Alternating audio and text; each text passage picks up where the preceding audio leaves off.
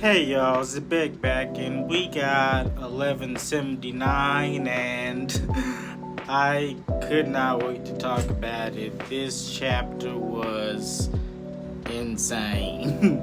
The build up was impeccable, just like what's coming, so we're gonna get there, but let's start from the beginning. So we're back at the Holy Land, and Emu is dead set on going to Elbaf, but the elders are damn near begging Emu to just stay put and not leave the castle whatsoever. Then Garland comes in and puts his 78 cents into everything.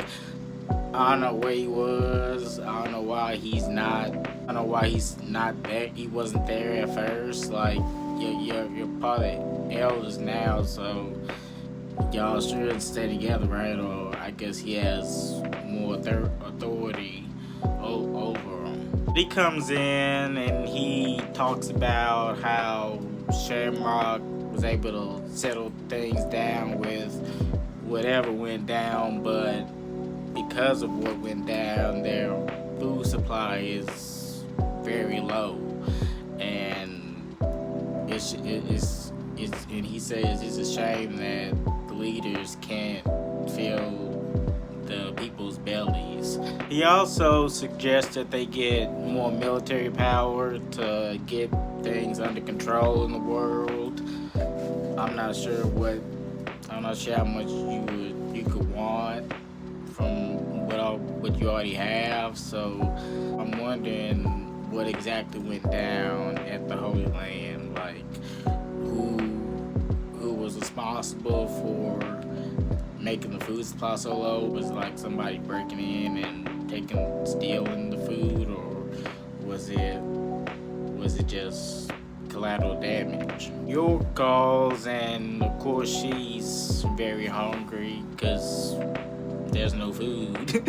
but Garland reminds her to keep working on the mother flame if she wants to become a full celestial dragon. The elders even suggest sending the admirals that are at headquarters, but Nose Juro is the only one that seems to be against it because of what's going on in the world, and they're needed elsewhere. Mercury even suggests for them to go instead of Emu, but Emu says this isn't a coincidence, this was inevitable, and we see like flashes of Emu looking back at certain points of the tides turning possibly against him.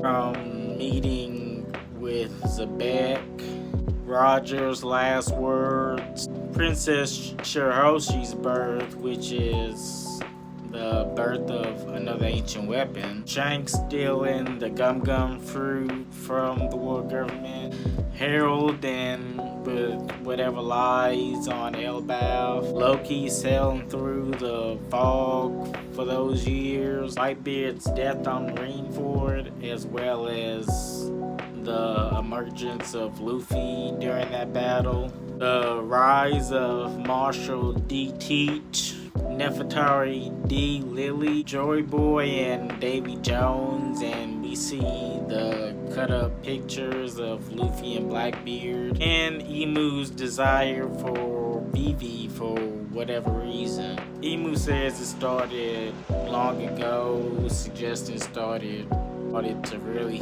heat up when Zabek came into the fire room, them turning points in history, and now it's here. For some reason, they're worried about Emu leaving the castle and descending to the lower realm, but off he goes. Back at the Western Village, we see the Giants damn near playing with Summers, who's trying to piece himself back together, but but the Giants have a hold of him and they're just like playing with him, trying to figure out what his deal is. We also see that his heart is made out of metal, and of course Zoro suggests that they destroy it and they won't be able to turn normal, and of course Summers is terrified that possibly happening, so that must be the key to defeating the Holy Knights. Back at the school, Frankie is tending to Brook and Usopp, who seem to have broken bones, and Jinbei is wondering where Chopper is. Sanji has Killingham tied up in pieces and just hoping that he gets free so he can take out Sanji, but Sanji can't even remember his name. Luffy and Loki have made it to the school that's completely frozen from inside and out. Even the food is frozen, but of course they still eat it. Luffy is somewhat worried about Gunko, who's still frozen from that attack from Loki, but Loki says that she's fine and the only way to thaw her out is for Ragnar to do it. We also see Nami, who's looking on the horizon, and she's a little bit worried about something. She senses something in the weather.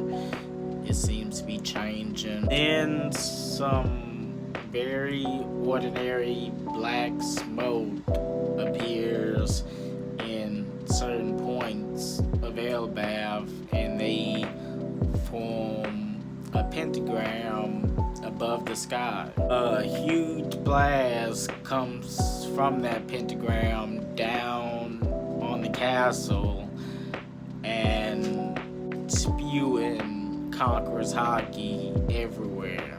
In the throne room, we see Imu has arrived, and they're visibly weak and even coughing up blood. But they're able to blast a hole in the castle. And then we see Ja Rule, Dorian Bragi wondering what's going on, and then we see what they see, which is the king of the world and the creator of the world government. Power is the devil's fruit. Ain't Imu Narona. I'll say this, he looks like he doesn't belong in One Piece whatsoever.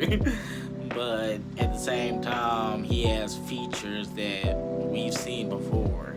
From the horns to the wings to the dark skin. So you know what that entails.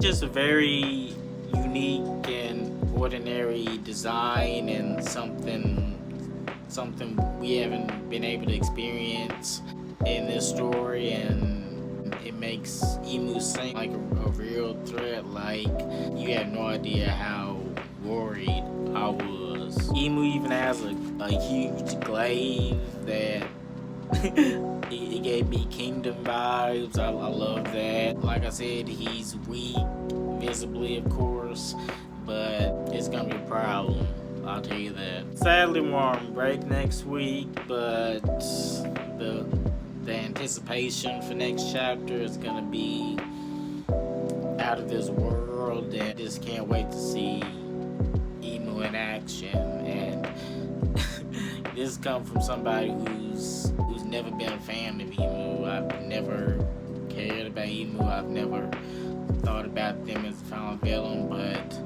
after seeing just this panel of them, it's scary.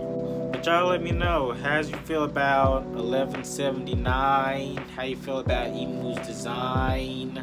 How you feel about what's going on in the Holy Land?